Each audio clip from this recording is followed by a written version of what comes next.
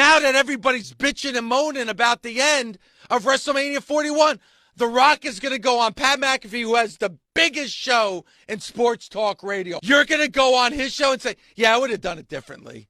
Yeah, I would have adjusted some things. I would have Nice to hear from you now, pal. It's over. So now that everybody's bitching and complaining, yeah, I would have done it differently.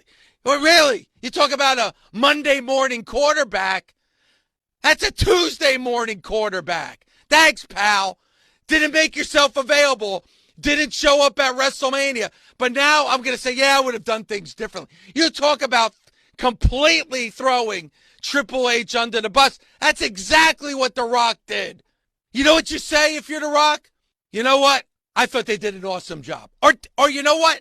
Don't say anything at all. But by saying that, you just threw Triple H under the bus. If you're not going to be there and you didn't take part of it, then you shouldn't say anything about it. Now, if he was part of the creative process and he was there, then he could say, I think we, because he's part of the fucking company. No, but he doesn't mind saying I would have done things differently. I would have adjusted things. He loves saying we when it's successful. But when it's not, he's going to be like, I would have. I. So The Rock responded to this saying, "Hi, Dave. The business is a complete work. Always has been, always will be. Every aspect of it, every match, every interview. Please join me, Cody, Cena, Brian, and the rest of us for our creative discussions so you can expand your perspective.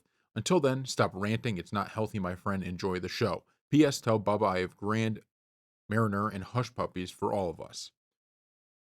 So, look, this is a narrative now that is beginning to spiral out of control for the WWE and for The Rock. And they had really clamped it down, and people weren't all that upset about it. They had really, really clamped it down after the Elimination Chamber because the heel turn and everything that happened there was so good that people were like, oh, okay, so The Rock actually does have a plan.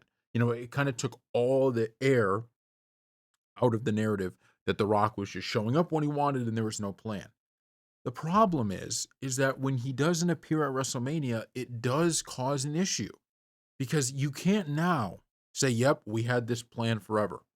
When you said, okay, I went to the Elimination Chamber because of, I was asked, there was low ticket sales, like that kind of debunks the prior point you made, which is, see, we have a plan always.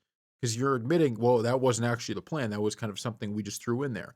If he was at WrestleMania, if he played the exact role that Travis Scott played, people would not have an issue at all. People would have loved it. The ending would have been viewed in a much better light. And I don't want to really, buy into, it's not that I don't want to, I just can't. I wish I could actually. I don't buy into the narrative that The Rock is selling of, well, I didn't know if I should be there because then I have things to do and now I'm really caught up in it. It's like, well, you're already in the storyline. Here is where fans are coming from. You built this whole story of it's not only the John Cena heel turn. You could have done a heel turn 1,000,001 ways with John Cena.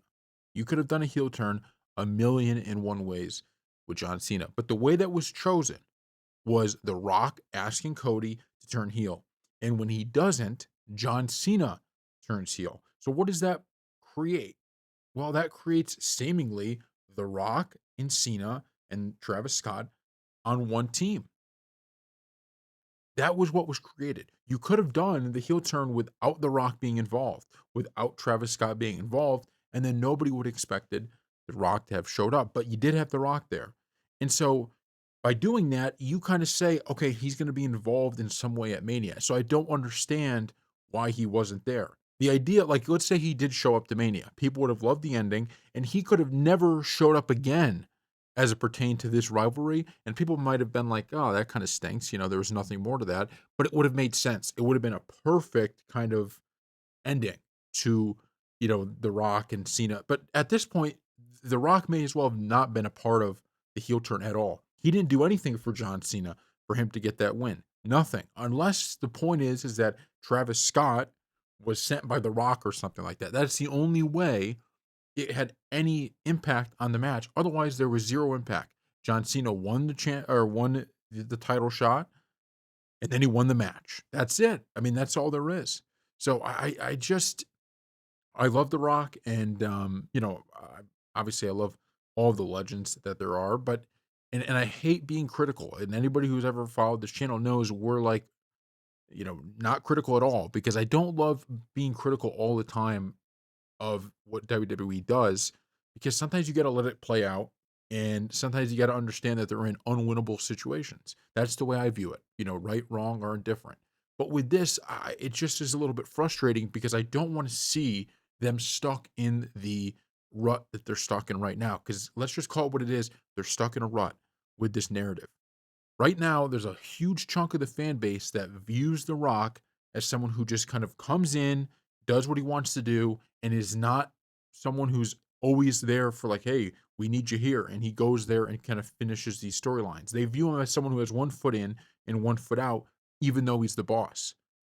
And so for WWE, I think they really got to think, okay, if the Rock is a huge part of the business, there's no question about it. But if you're going to put him in storylines, and this to me should be a discussion from Triple H to everybody that's in charge in any way of this company, Nick Khan, all of these guys, they got to talk with the Rock and say, listen, if we're going to put you in a storyline in any way, shape, or form, then we need specific dates that we can make the story make sense.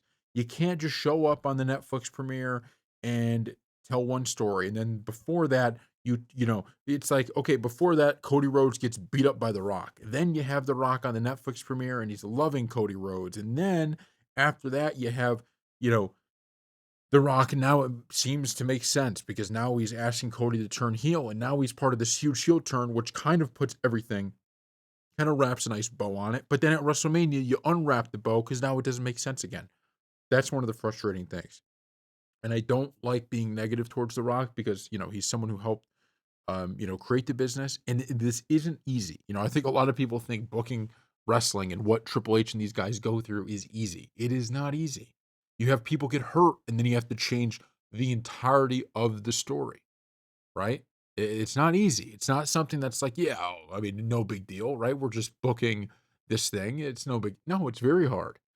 But what I view these things as, like what we're seeing with the Rock and all of this stuff right now, to me, these are self-inflicted wounds. These are not like, something that was out of their control. Like, remember what was it? Was it 2 WrestleManias ago? CM Punk gets hurt on the road to WrestleMania. I mean, that's a big deal, right? He's one of the biggest guys in the company. You're building up a storyline with him, and the guy gets hurt. Like, think about how challenging that is to book around that. You're trying to tell a story, and the guy you're telling the story around, he's injured. That's not easy. And they should get a break for that, or an injury to, whoever it is. You saw it with Kevin Owens and Randy Orton. I mean, think about what they were able to do with Randy Orton. You were building this Kevin Owens storyline for so long, and it was phenomenal. It was just, it was one of the best stories we've had over the past few months. And you have kind of that moment where it's like, now you get this major WrestleMania match. And because of an injury, that's taken away, that's gone. And Triple H's ability to turn that into Joe Hendry, and the fans loved it, and the match was good, and it's not that people forgot about Kevin Owens, right? Everybody still loves Kevin Owens, but people were like, I love this. This is a great match. This was a perfect replacement. I heard rumors it could have been Jeff Hardy too. Once again, perfect replacement. Have no issue with it. But that's great. Why is it that on this best storyline you had, you built such a good storyline to WrestleMania? You put on such a great WrestleMania show only for it to end the way it did. I just think it sucks because it's a self-inflicted wound that had that ending been The Rock instead of Travis Scott, or The Rock and Travis Scott, I think this WrestleMania would have been viewed as one of the best. Last year was good too, but that it was a phenomenal WrestleMania. The ending was kind of the buzzkill. So thank you all for watching, and we'll see you next time.